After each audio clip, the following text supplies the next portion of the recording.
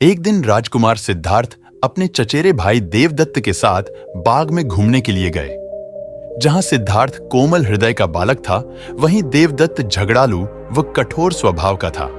सिद्धार्थ की सभी प्रशंसा करते थे।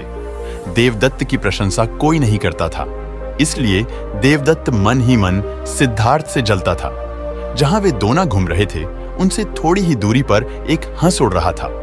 उस हंस को देखकर सिद्धार्थ बहुत प्रसन्न हो रहा था। तभी देवदत्त ने कमान पर तीर चढ़ाया और हंस की ओर छोड़ दिया। तीर सीधा जाकर हंस को लगा।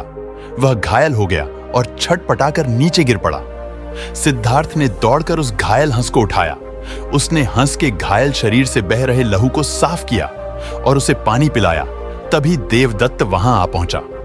उसने क्रोध से सिद्धार्थ की ओर देखा और बोला, इस हंस को चुपचाप मुझे दे दो। सिद्धार्थ, इसे मैंने तीर मारकर नीचे गिराया है। नहीं, सिद्धार्थ ने हंस की पीठ सहलाते हुए उत्तर दिया, मैं इस हंस को तुम्हें नहीं दे सकता। तुम निर्दयी हो, तुमने इस निर्दोष हंस पर तीर चलाया है। यदि मैं इसे न बचाता तो इस बेचारे की जान चली जाती। देखो सिद्धार्थ, देवदत्त उसे घुरकर बोला, यह हंस मेरा है। इसे मैंने तीर मारकर नीचे गिराया है। इसे चुपचाप मुझे दे दो।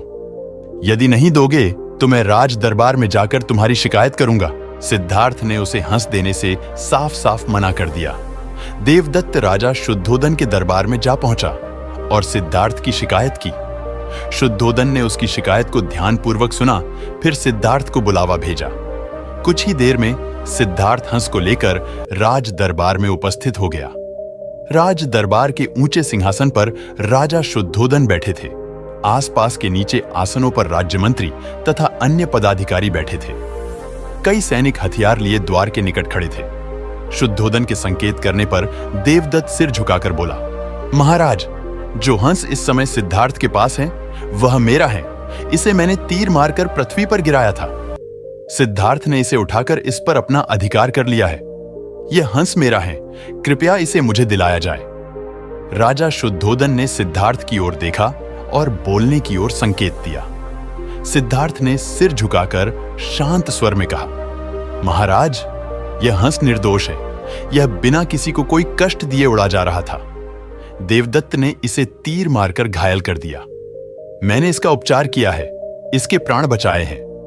मैं समझता हूं कि प्राण लेने वाले से अधिक प्राण बचाने वाले का अधिकार होता है। मैं आपसे प्रार्थना करता हूं कि यह हंस मेरे पास ही रहने दिया जाए। मैं इसे बिल्कुल स्वस्थ करके आकाश में उड़ा देना चाहता हूं। शुद्धोदन ने अपने सभासदों से विचार विमर्श किया।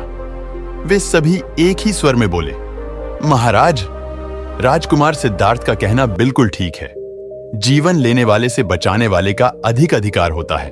अतः हंस राजकुमार सिद्धार्थ के पास ही रहने देना चाहिए। राजा शुद्धोदन ने सभासदों की बात मान ली। उन्होंने सिद्धार्थ से कहा, इस हंस पर तुम्हारा अधिकार है, तुम इसे ले जा सकते हो। तो दोस्तों, आपको भी अगर कहीं किसी की मदद करने का प्रस्ताव मिलता है तो उसे अपना अधिकार समझकर उसकी मदद अवश्य करें।